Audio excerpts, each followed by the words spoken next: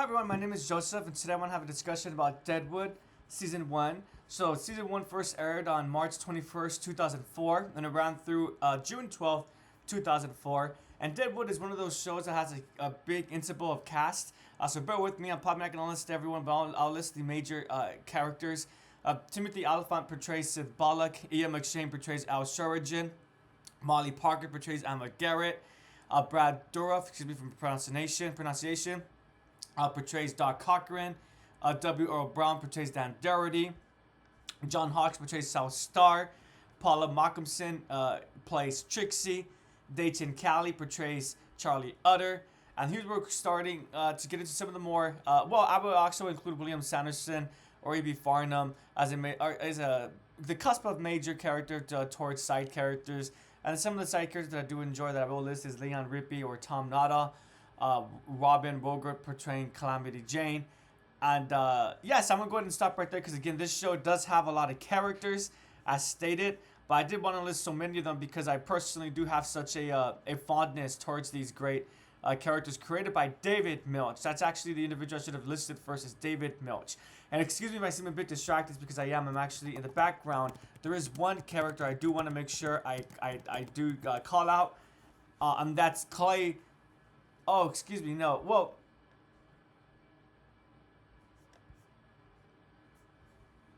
excuse me, everyone. Pardon me about that. I will call out the Clay Wilcox, who's the loudmouth drunk in the gym saloon, but not him. Pardon me, everyone. Again, I do thank you for your patience. James Butler, who portrays Wild Bill Hickok. Now, with that out of the way, I will go ahead and start talking directly to the camera. So, again, pardon me for that long list of characters, but I did want to list them because, as I stated already, Deadwood is a show that has a big cast. It's not a detriment, though. No, I would say that it's not. This is one of those shows that really utilizes this huge cast in such a positive and engaging way, where even though there's so many characters, one ends up having favorites, non-favorites, characters they just despise because of the way that they act, and characters that even though you do despise them, you can't help but enjoy seeing them on the screen because of the way that they progress the story forward, the way that they engage with the story. So Deadwood is quite an interesting creature, just because David Milch, the creator, if anyone knows anything about him, they'll probably realize he's a bit of an eccentric individual. He was known for, on the set, changing dialogue at the last second, and the actors, thankfully, all of them seem to be, dare I say, grateful to have worked with David Milch, despite the fact that he was so eccentric. And I would say he asked a lot from not just the actors, but everyone who worked on the set. It seemed like, again, everyone was grateful to be able to work with such an individual who had such grand ideas. If you guys have heard of Deadwood before, you probably have heard it as Shakespeare in the Mud, and that's because the show does such a great job of writing in the iambic pentameter. I might be mispronouncing that, excuse me. Iambic, I-A-M-B-I-C, pentameter, and that's where the classic ring around the rosy, pocket full of posies, that up and down inflection of the voice. If you ever watch Deadwood, you notice that oftentimes the lines that's delivered has that same inflection. I can't think of a good example off the top of my head, but even if I could, I wouldn't want to just paraphrase it. I would want to say it verbatim, because I wouldn't be doing those lines any justice. And that style, I would argue, becomes just stronger as the show continues moving forward.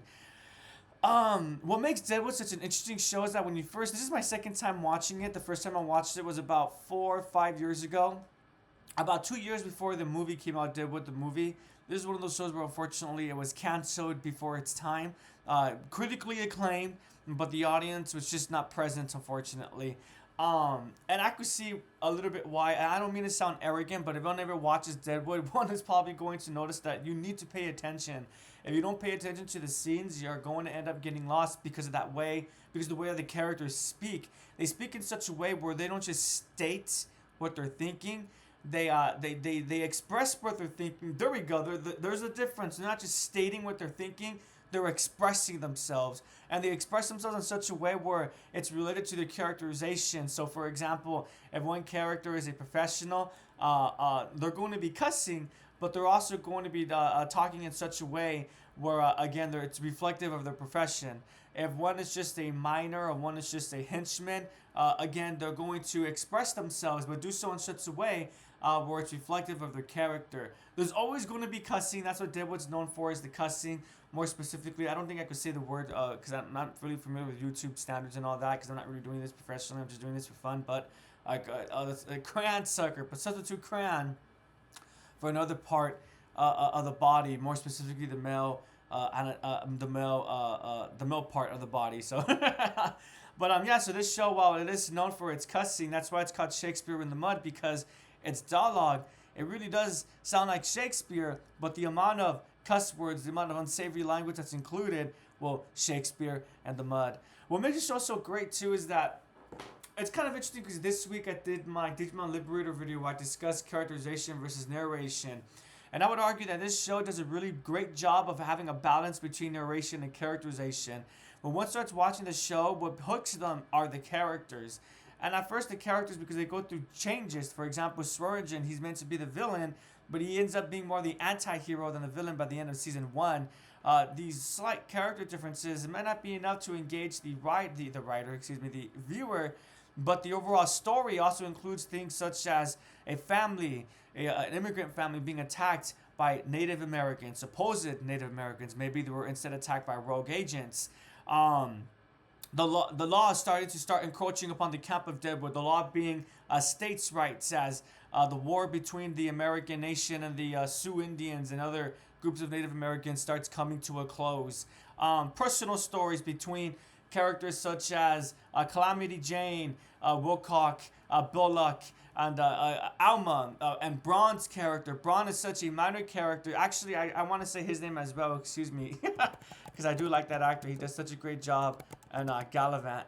And I know he's also in the show Psych, but the character who plays Braun, Walton Goggins, again, he's only there for a short amount of time, but he really does help to push a plot forward. What plot? The supposed goad plot, the goad site of Alma, and the act of trying to swindle Alma, essentially. All these plot threads, I know I'm not doing them enough justice. I'm not gonna lie, I started watching season 2 already, so I'm doing my best to not conflate between the two, and I'm not, because I'm barely in episode 2, but I want to make sure I'm only discussing episode 1.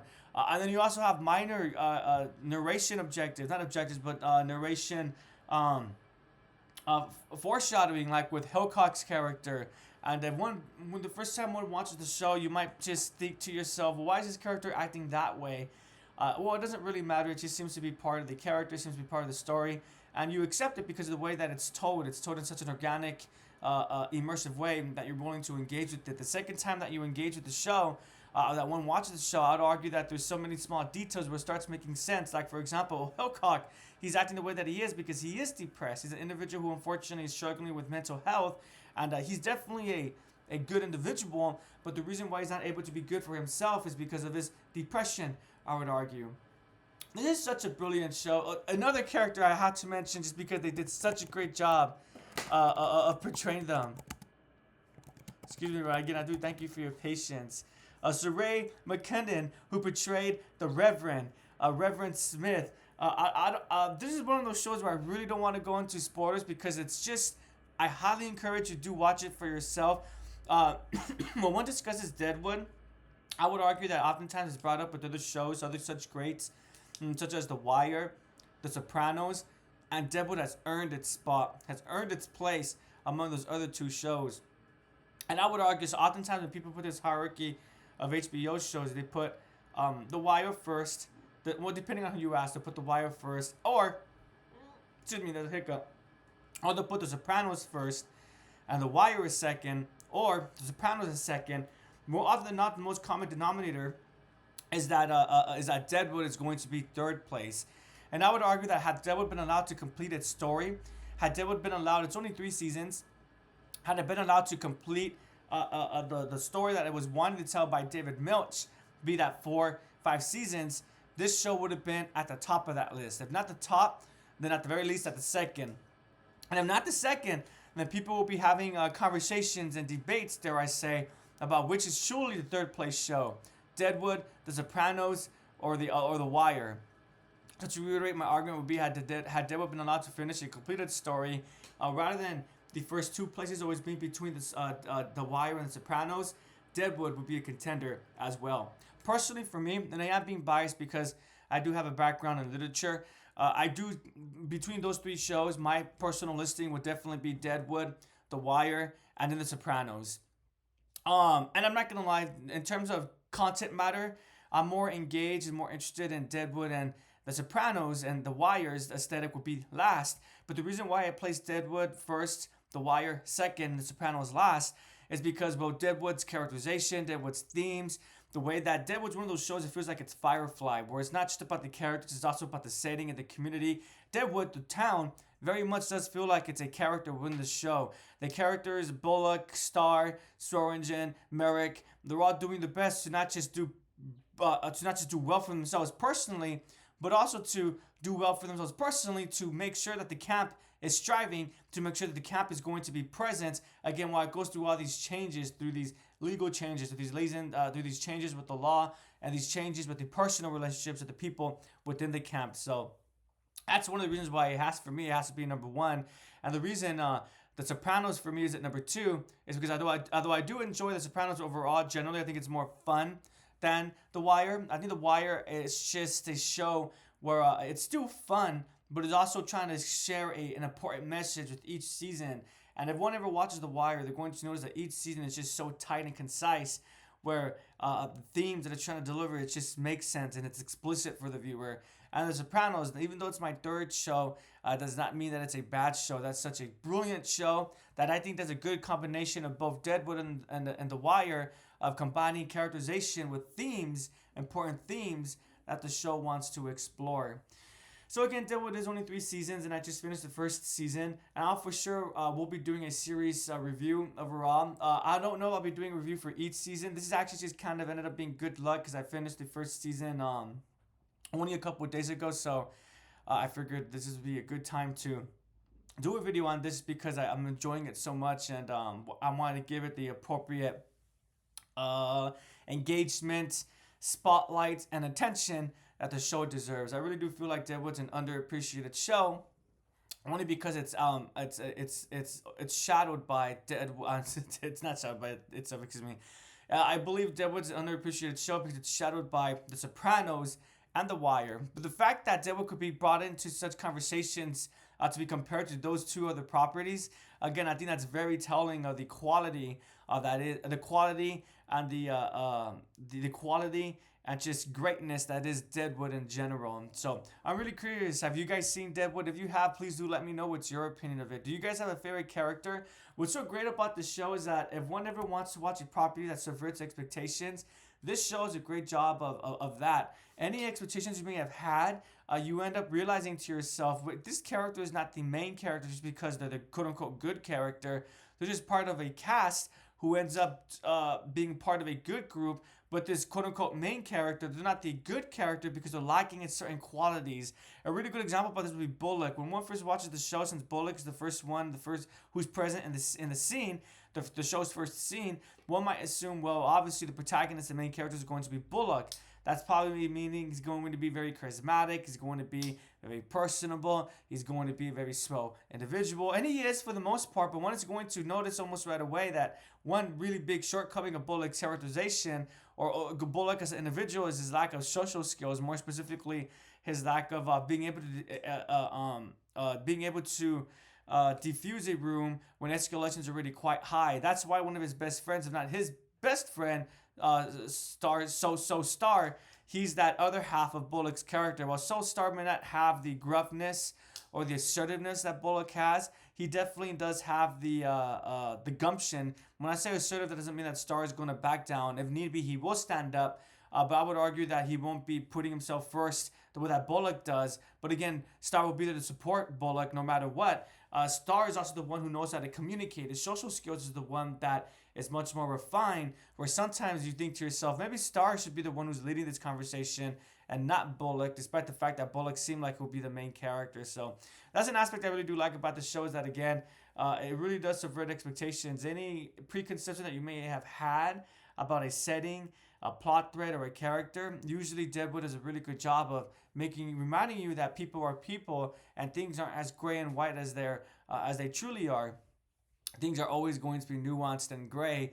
So that's what makes Deadwood such a fascinating and brilliant show, is that it does a pretty decent job of showing the grayness, the nuance of reality. And whenever a property is able to do that, well, wouldn't you want to engage with that? So yeah, so that's my opinions about Deadwood season 1. Brilliant show. Loving season 2. I'm only 2 episodes in, but the first episode, does such a great job of reminding the audience this is why you're watching Deadwood, right? And then continuing into episode 2 as well. The show does such a great job of just making everything feel organic and connected. But that's season 2. But that's also true for season 1 as well. So again, my question for everyone is, if you have seen the show, please do let me know your opinions. Thank you so much for watching. I do appreciate it. And have a good day, everyone.